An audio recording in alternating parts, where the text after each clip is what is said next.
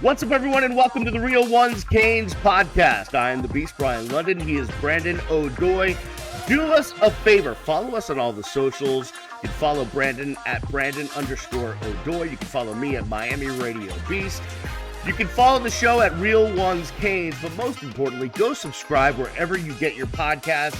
Listen, if you're new to the podcast game, it's cool. I'm sure your phone has a podcast app. Whatever phone you have, whatever service you have, we're there. Just look for the Real Ones Canes podcast, subscribe, and you'll be set. You'll be fine. You can go listen to the 3 million back episodes we have. We've been coming on strong.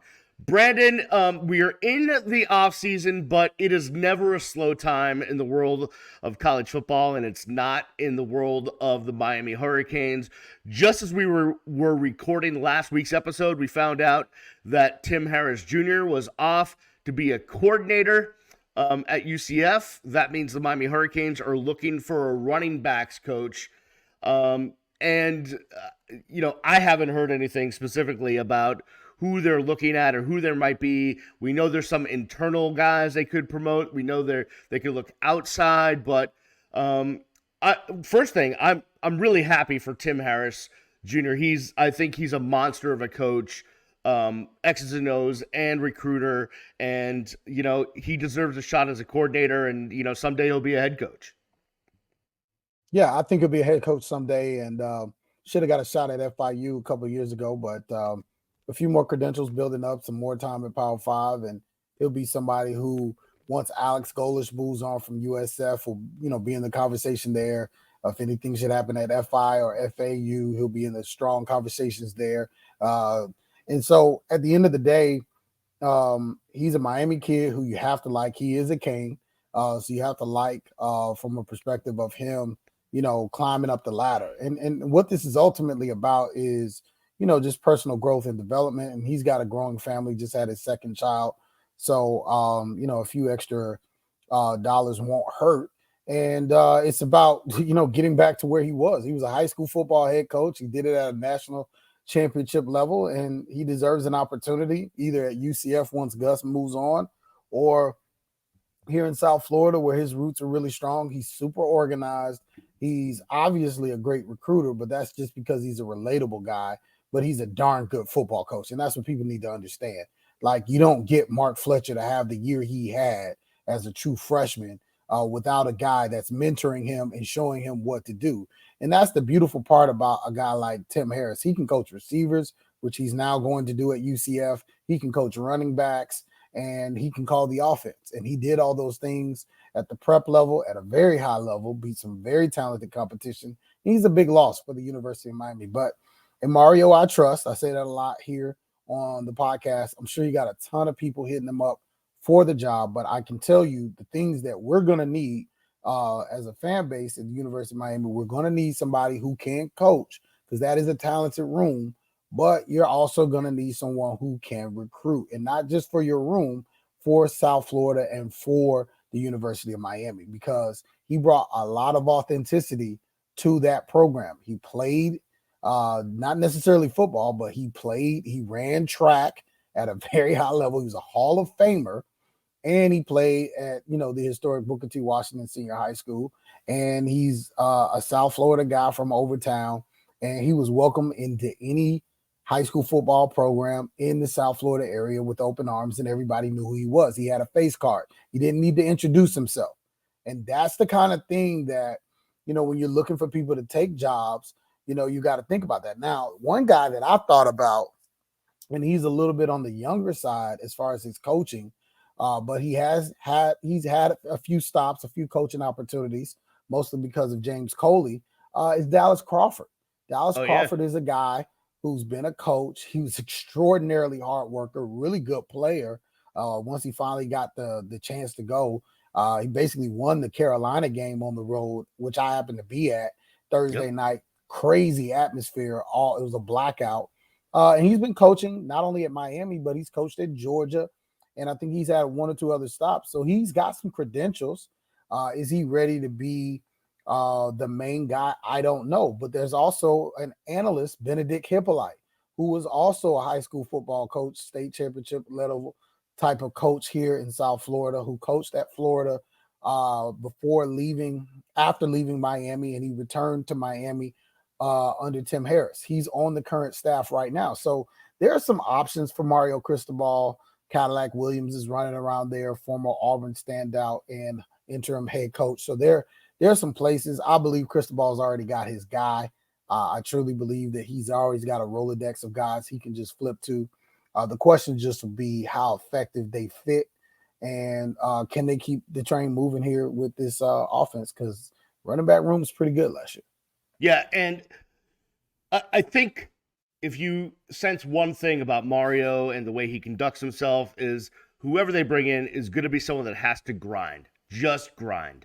Yeah. That's really a part of the DNA of this coaching staff. It's part of the DNA that Mario brings to the table, and it's not for everyone, but it's certainly. It's certainly. Listen, if you look at what this staff is trying to do and what they're trying to build, it can be an attractive job for someone that has kind of the right DNA that fits with what Mario and this offensive coaching staff want to do. So we'll see what they do there. But you're right. With the guys they have in that running back room, this isn't a throwaway job by any means. This is important to the success of this team. Yeah, important to success, and then the legacy of the University of Miami. I mean, you have to remember this was in the conversation for RBU, and so you definitely want to continue that legacy. You want somebody who understands that's looking to promote that and push that. It's been quiet in that running back room lately, but I mean, look at the AFC Championship. He didn't finish in Miami, but Gus Edwards, very talented kid that played here. I never forget. Hurley Brown told me this when he was the running back coach at Miami. He's like, Gus Edwards is a pro. He's a Sunday kid. And at the time, he's like the third running back at Miami. Right. And I was like, what are you talking about? He ended up being right. He's the only guy from that class that's still running. Mike James, all those dudes who were in front of him, Gus Edwards is still in the NFL. He had a great career, having a great career. He's very effective, ran for a bunch of yards for the Baltimore Ravens this year. But yeah, it's time to make Miami backs great again. Is definitely apropos for what's taking place. And I think they were well on the way to that under Tim Harris. That's why it's kind of disappointing. He spent about a year at Miami before taking off. And he's super excited to be back in Orlando. I haven't gotten a chance to talk to him yet. But, man, this next guy's got to continue the legacy for sure. For sure. Speaking of continuing the legacy, continuing the Hurricanes' legacy starts with recruiting and getting those high school kids on board. Last weekend, they had 8 billion kids on campus. And just seeing the coverage of all of it, I wasn't there, but I mean, the way staff, the way the staff, and you got to get down there, the way they just do this, the way they recruit. I'm not going to say that they're, better than X, Y, and Z, but man, are they a machine when it comes to recruiting. Yeah, that was impressive to watch, Beast. And, I have a little bit more access than most. So just being in there and watching 30, 40 people come at like different integrals and just come through, process, height, weight, that like just how they processed the information, how they had everything set up where they were ready to receive and ready to give badges to everybody, photo shoots, the stations, just moving the elite recruits around, the guys that were committed already, like Luke Nickel, arranging, meetings with him and coaches and parents. And man, it was a movie. It was a true movie. And I said to one of the coaches, I said, man, how many people do you think have been through here? And he's like, man, well over 1,000, not even close. Like it, what? Like I felt, I was there a few hours, literally 2 hours, and I saw what I felt like was close to 1,000 people. I mean, you cannot get. I was like, what time did you guys get here? It's like, oh, we've been here since like 6 a.m. And I walked out of there at like 9. You see what I'm saying? So it's like, I mean, they put in work. And just so everybody understands, so in the off season, there are all these 7-on-7 tournaments that, are like basically super competitive versions of flag football. And high school kids playing these, the elite of the elite. And so there's a big tournament every year called Battle Miami. And it's run by the apparel company Battle, which you can buy mouthpieces and other apparel and things and Dick's Sporting Goods and sports goods all over the country. So their CEO, Chris Circo, who I know personally, they have always decided to throw this tournament. Well, it ends up being a super win-win because when you got the elite of the elite and the way the tournament was structured, Chris started out in year one flying all the biggest and the best teams in and created a culture of you open your 7-on-7 season in Miami on South Beach, even though the tournament's in Fort Lauderdale. But Right. a lot of people stay on South Beach, have fun. You're in a tropical environment and the weather's going to be good. And man, all these teams from California, from Vegas, from like every other place in the country fly in for this. And now year 1, 2, they needed help. Now it's become a part of the culture. So everybody just kind of gets here.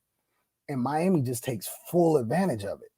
And they just made a prospect day. And when I tell you, they trumped people in and out of there there were food trucks outside for the recruits and their families to grab, exotic Miami treats to eat. I mean, there was just, it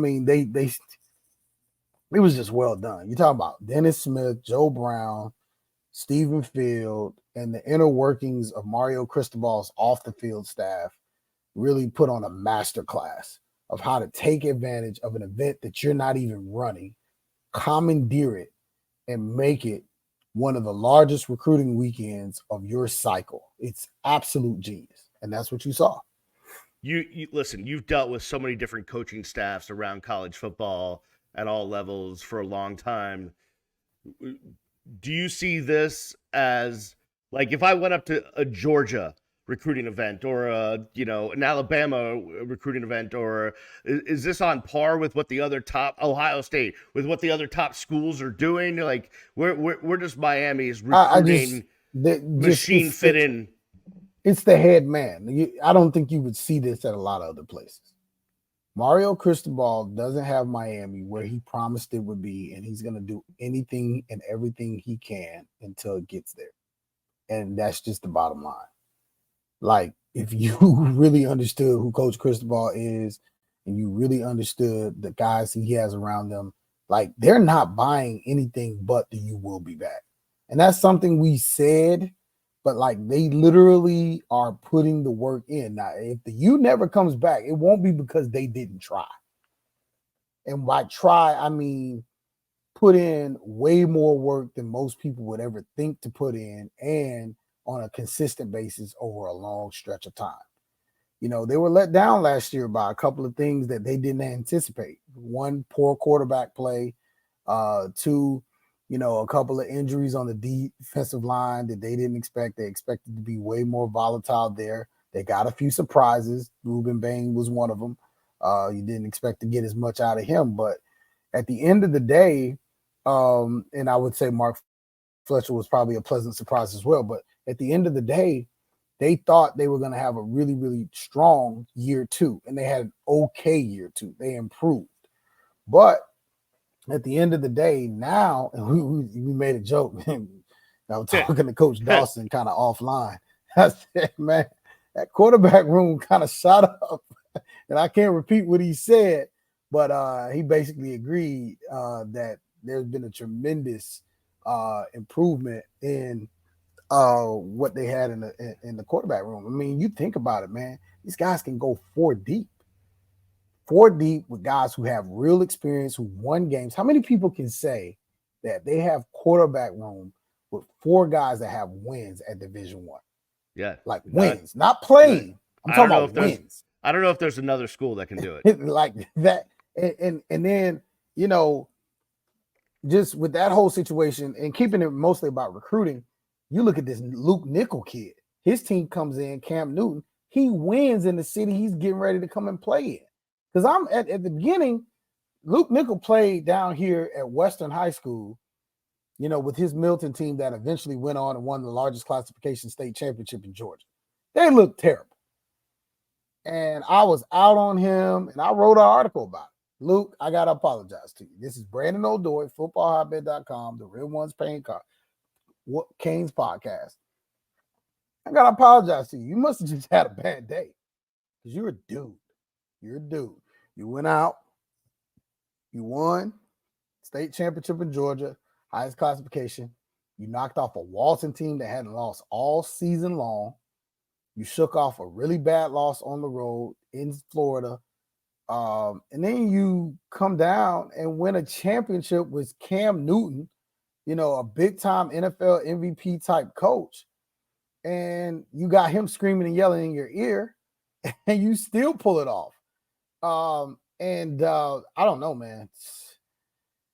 Got to give Coach Dawson props on that one because he was way ahead of the 8 ball. I was like, wait, it's way too early to take a 25 kid. Like, what are we doing? But now it's like, oh, man, this is awesome.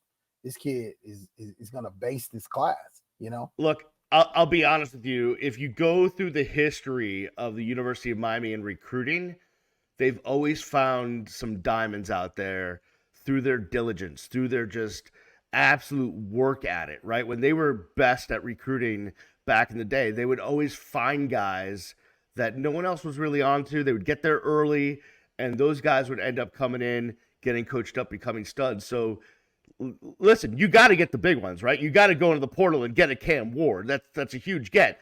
But you also have to find yourselves some of these guys that you can get an early lead on and get them into your system from the bottom end, not necessarily from the top through the portal. So, I mean, you got to hit it both ways, which is what they're doing. Yeah. And at the end of the day, that's a very dangerous combination. You hitting in the portal and you hitting on the high school level, you can change the roster very fast. Now you just got to get those X's and O's down on game day, but that's a story for a different time. We'll get there.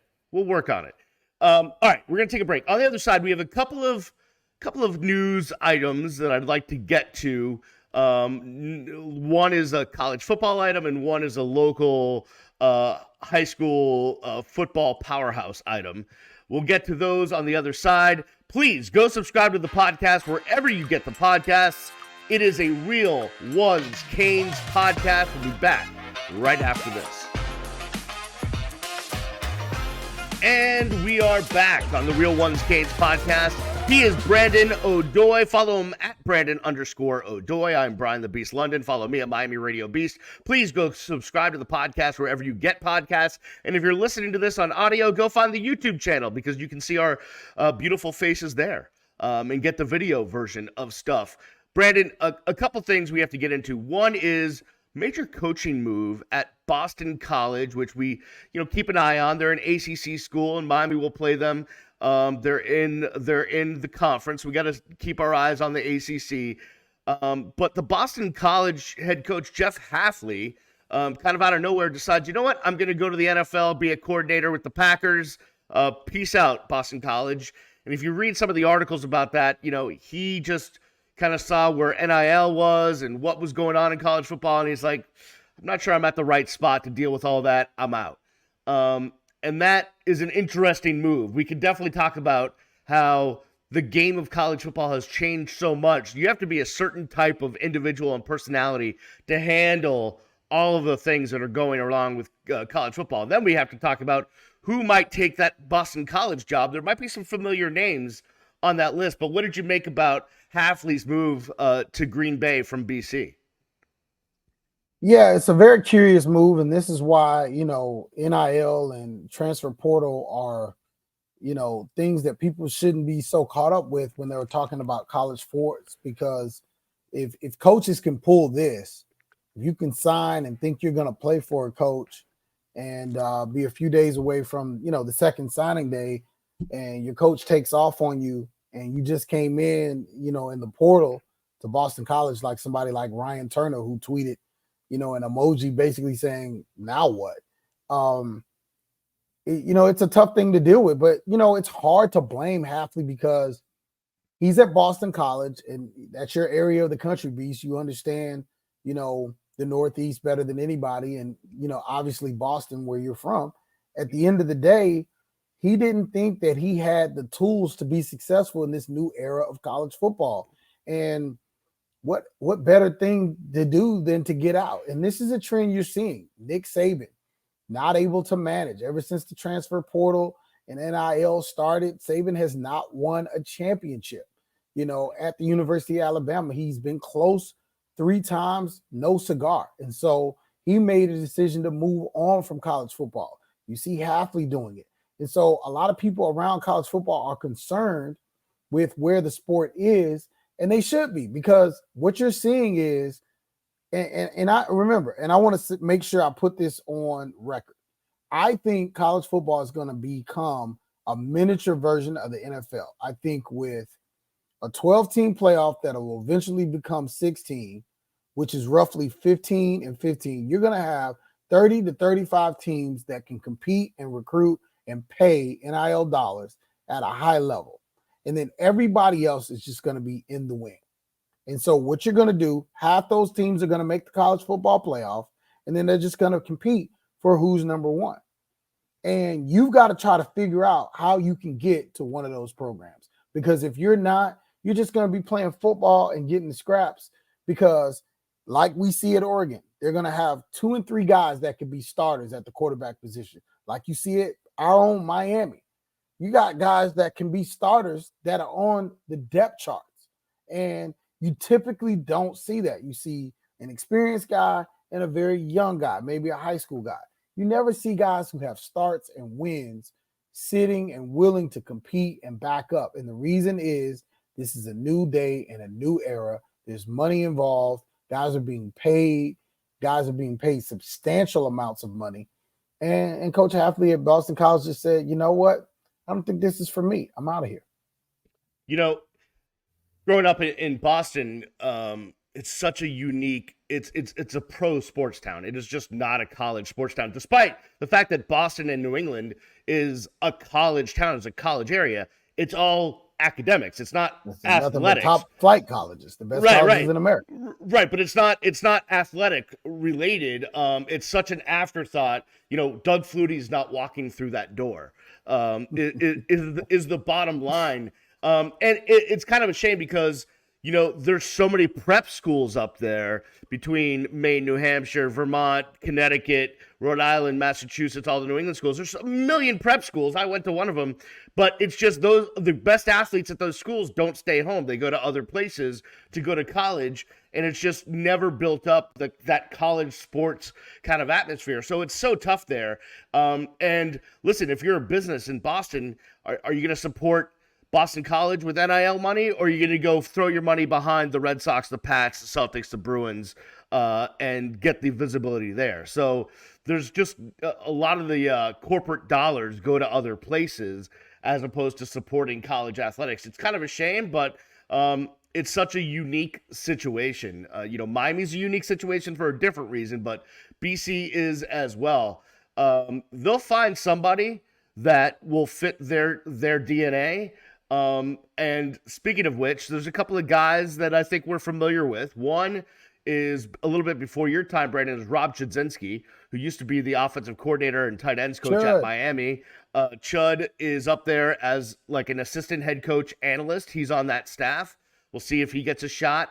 And then another guy that's been mentioned for that job and would probably fit okay is Al Golden, who has those Northeast tendencies. He might fit, he's at Notre Dame, another Catholic school. He might fit pretty well at BC, another Catholic school. Those names are out there. There's some other ones, some interesting ones like Brian Flores, who played at BC, Al Washington. Al Washington is the name I've been told to keep an eye on. He's at Notre Dame. He's a guy that's 37 years old. He's got some chops. He can get in the recruiting game. I think you want to look for Al Washington. I like Golden, that he'll probably get a phone call. Even though he's not an alum like Washington. Don't forget about Mike Reed, associate head coach at Clemson. Yep. He's an alum of Boston College. Yep. Played in the NFL, been at Clemson for gobs of years. He's a guy that has the chops. can recruit at a high level. So Boston College has got a very important decision to make because kind of similar to my alma mater, we're in this like super high academic situation where we've got money, but we're not going to spend it like the Miamis of the world, the Florida States of the world, the Oregons, certainly not Ohio State, and everything that they're doing, giving everybody $1 million plus. But, at the end of the day, they had a fairly decent team. This Concepcion kid, not Concepcion, but this quarterback, Castellanos. Castellanos, he's very talented. You want to secure him and you want to, secure some talent around him. Did pretty good in the portal, picked up Ryan Turner from Chaminade via Ohio State, and got some other pieces there. But yeah, that's kind of a gut punch to lose your head coach in February. And, it doesn't matter what the reasons are given. Everybody who's kind of not built for this new world of NIL and the constant like changeover of rosters, because really every 2 years, like 2 times during the year, your roster is under complete full attack. Kids can walk out of the door at the end of the season during the bowl, time period, and they can walk out of the door after spring. That's insanity, Yeah. And so some rules have to be, put down. The NCAA has to finally step up with leadership. And, coaches really can't manage it. I'm talking to coaches about recruiting and getting kids in school, and they're like, Brandon, we just don't know because we don't know who's going to be here or not. And we got to try to figure things out. And that's, you got high school kids that aren't signed that typically would have been. It's a big mess right now. But this hire, the only thing I like about it, because there's not much good about it, especially if you're a Boston College student athlete, the good thing about it is it's going to bring to the forefront a real serious problem in this sport, and it needs to be addressed. Because if you can have your head coach walk out on you and not to walk to another job, but to walk to the NFL after being a head coach in college football and being moderately successful, producing a first-round pick in Zay Flowers, the previous year, cultivating and developing him as a player, and he just says, man, I'm out, that's really troubling, Yeah, for sure. It'll be interesting to see who they hire and, who's making that hire. Our old friend, Blake James. So we'll see. Really? Is he the AD there? Yeah, he's the AD up there in Boston College. Wow. Your boy. All right, Yeah, Mr. Blake. Might have to shoot him a text, see what he's thinking. You think he would go for Golden Part 2? I don't know, man. I don't know. They certainly have some sort of a relationship or something. We'll have to see. That'll be interesting. James. That's not a name I ever thought I would say again, but there you go. What up, Blake? Yeah, exactly. You know what? A name that I didn't think I was going to say again as related to his high school alma mater, but we have to, is Teddy Bridgewater, who just before we started recording announced his retirement from the NFL. He was actually on the Detroit roster, and he's going to go coach high school football at his alma mater, Northwestern. Pretty interesting move. A guy that was kind of a journeyman in the NFL after a great career at Louisville. Played for the Vikings, played for the Saints, Carolina, Denver, Miami, and then ended it in Detroit. But decides, you know what? Why be the third string quarterback somewhere or be a journeyman when I can go put the time in with the community I know so well and did so great at Northwestern? Yeah, no, this is kind of a unique move, and this is a humanitarian move. Teddy Bridgewater is a fixture in the South Florida community, particularly in Liberty City, where he played. He's not from there. A lot of people confuse that. He was more so from the Bunch Park, Miami Gardens area, but he became attached to that area while he attended, Miami Northwestern Senior High School in the city of Miami, the inner city of Miami, during his prep career. And so he has for years done giveaways of turkeys and bikes, turkeys during Thanksgiving, bikes during Christmas. He just enjoys being, giving back. And you saw when he was on the Miami Dolphins roster, he had a lot of extra time. He would come to games and he would get involved. I don't know the legality of how fair it was, but he would coach on the sidelines and he would help players, try to, do well. He would draw up plays and he had everyone's full attention. And now he had forecast that this would be his last year. He went back. He's one of those guys that because he knows offenses so well, he's a great mentor. And because he can get into a game and give you a win or two during the season if someone gets hurt, he was going to have a job as long as he stayed in shape, probably into his 40s. But he just decided, hey, look, I've got more life to live. I want to go walk in my purpose. And that's kind of what he's doing. I had heard that this was going to happen back in October, So this has been in the works for quite a while. Was made official today. A buddy of mine at the Portal 305 broke it. And we've known it was coming, but it was made official today. He, played his last football game in the AFC Championship, which is awesome. They fell just short. Come from behind loss to San Francisco at the Detroit Lions. And still a great season and a great way to go out. I was hoping he'd go out as a Super Bowl champ, but that did not happen. He comes back to South Florida and beast. He's going to build a beast at Miami Northwestern, which already has a ton of pedigree, a ton of guys that went to the league, a ton of guys that played at Miami and did really well. He was committed to Miami. I'll never forget. Yeah, he was. They took him to dinner and we thought it was a done deal. And I forget what happened, but he did not end up at Miami after a coaching change. And then he ended up going to Louisville, made a great career out of himself. And hey, it worked out great for him. So salute to you, Teddy Bridgewater. And I'm looking forward to all the things you're going to do for this South Florida community because you are truly special in that regard. Great mentor, great young man. It's going to be good for the Bulls. Yeah, it feels so good for that program and for him.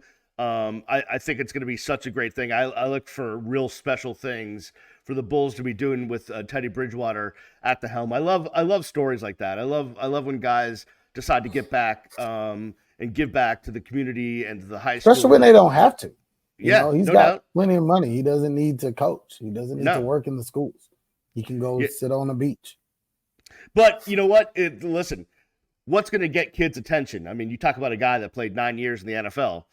That's going to get kids' attention, right? I mean, that's going to be something that's going to be impactful for them. So that's a really great story. All right, man. Well, we got to figure out who the next running backs coach is. More recruiting stuff is always happening. I see. Let's check Twitter because we've been doing really good on. Yeah, I mean, a story might have broken exactly while we were off. You never know. You never know exactly. Okay, I think we're safe, but wow. Yeah, I think we're good. We'll look forward to Mario Cristobal and his helicopter landing at different schools all over the country. We'll see how that goes. I love seeing that stuff. It's over now because signing day's next week. But maybe in the spring he'll start back. Yeah, exactly. All right, man. Thank you, Nick Saban, for that ridiculous tradition.